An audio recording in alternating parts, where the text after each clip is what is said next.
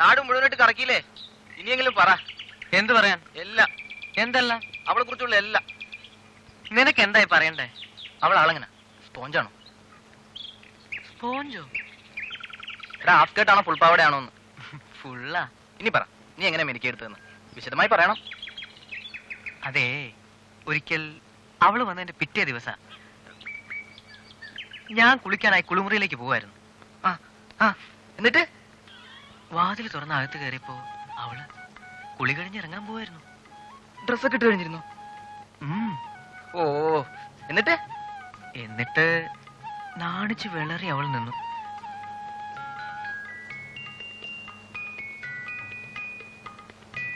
കഥകളിലൊക്കെ നമ്മൾ വായിക്കില്ലേ, ഈ കാൽനഖം കൊണ്ട് കളം വരച്ചു എന്നൊക്കെ? അതുപോലെ ഞാൻ പയ്യെ കണ്ണുകൊണ്ട് എന്റെ അടുത്തേക്ക് വിളിച്ചു. അപ്പോ അവള് മെല്ലെ വന്നു. ഓടാ, സത്യം. അമ്മയാണോ സത്യം?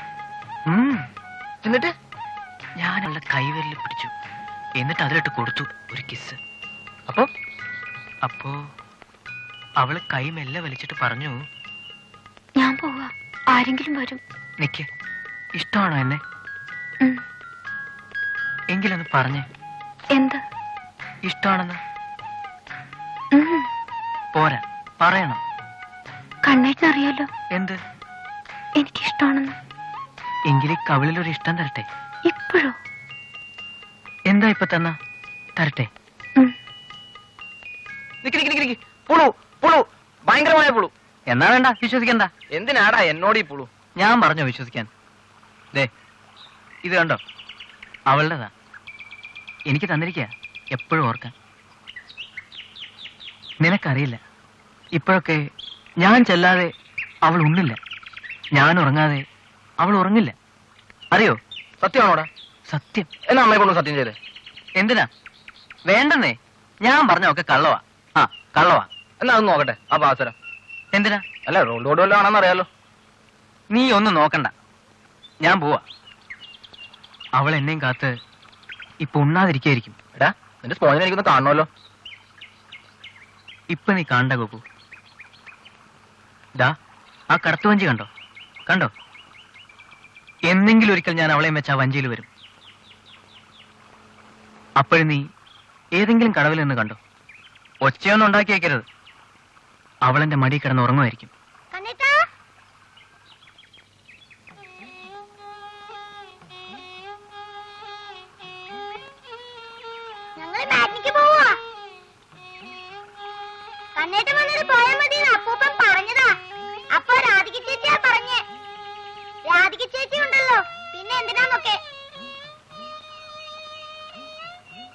മക്കളെ, നിങ്ങളൊക്കെ ഊണ് കഴിച്ചോ? എന്നാ വേഞ്ചല് വേഞ്ചല്, അല്ലെ ടിക്കറ്റ് കിട്ടത്തില്ല. ചെല്ലേ.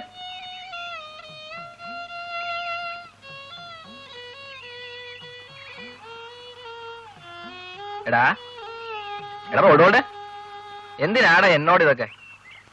സ്പോഞ്ച് കൊള്ളാം, നല്ല ഉഗ്ര സ്പോഞ്ച്. പക്ഷേ നിന്റെ ഉപ്പാപ്പൻ വിചാരിച്ച കിട്ടത്തില്ല. ചെല്ല്, വേഗം ചെല്ല്.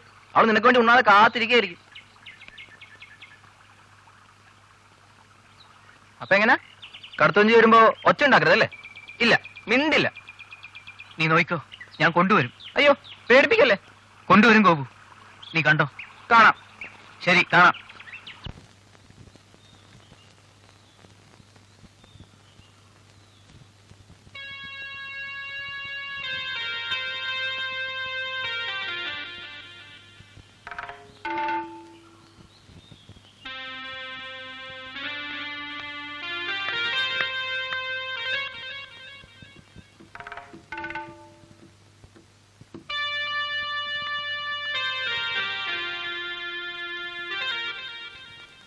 ഏയ്, ഇങ്ങോട്ട് വരൂ. ഇങ്ങോട്ട് വരാൻ പറഞ്ഞു കേട്ടില്ലേ? എന്തിനാ? അത് വന്നിട്ട് പറയാം.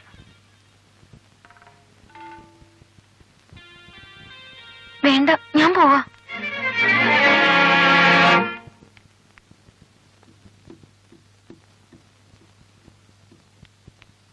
രാധികമോളെ ഇന്ന് രേണുക്കുഞ്ഞിന് മേലാത്തതാ. സപ്പക്കാവിലെ ദീപം കൊളുത്തുന്നോ? അയ്യോ പിന്നെന്താ, ഞാൻ തന്നെ കൊളുത്തിക്കോളാം.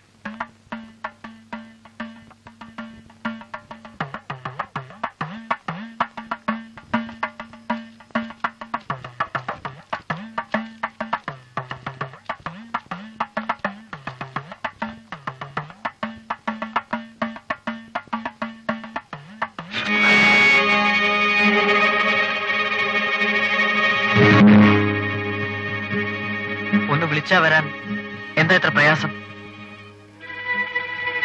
ഇപ്പൊ കണ്ടില്ലേ ഞാൻ മഷീട്ട് വരുത്തിയത്? എന്തിനാ ദീപം ഊതിക്കെടുത്തിയത്? സർപ്പങ്ങളും എന്നെ പോലാ ഇരുട്ടാ ഇഷ്ടം. ഞാൻ പറഞ്ഞു കൊടുക്കുമല്ലോ.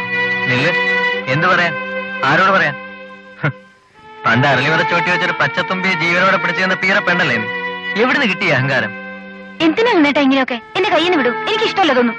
നീ ആരാ ബാംഗ്ലൂർ കൊട്ടാരത്തിലെ തമ്പുരാട്ടി? കണ്ണേട്ടാ വിടാൻ, ഞാൻ വിളിച്ചു പോവും. ആഹാ, എന്നാ ഒന്ന് കൂവിക്കേ. അയ്യോ രേണുകേ, ഒന്ന് ഓടി വാ. അയ്യോ രേണുകേ. രാധയമ്മയുടെ വിളിയല്ലേ കേട്ടത്? അതെ, സർപ്പക്കാവിലാണെന്ന് തോന്നുന്നേ.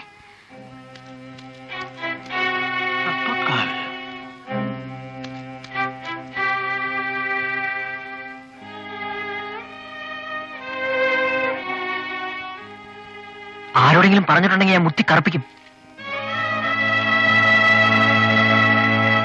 എന്താ മോളെ? എന്ത് പറ്റി? എന്തിനാ വിളിച്ചു പോവിയേ? നീ എന്തെങ്കിലും വേണ്ടി പേടിച്ചോ? പറ കുട്ടി. നീ എന്തിനാ ഒറ്റയ്ക്ക് ഇങ്ങോട്ട് വന്നേ? അവൾ വിളക്ക് വയ്ക്കാൻ വന്നു. എന്നോട് പറ. എന്താ അവൾ എന്തോ കണ്ട് പേടിച്ചതാ. എന്ത് കണ്ട് പേടിച്ചു? എന്താ മോളെ? പറ മോളെ. നീ എന്താ കണ്ടത്? നീ എന്തിനാ വിളിച്ചു പോവിയത്? ഒന്ന് പറ മോളെ. എന്താന്ന് വെച്ചാ പറ കുട്ടി. പാമ്പ്. എന്റെ ഭഗവതി, മോളെ എന്തെങ്കിലും? ഇല്ലല്ലോ, ഒന്നും പറ്റില്ല. പാമ്പ് എവിടെയോ തോന്നിയതായിരിക്കും മോളെ.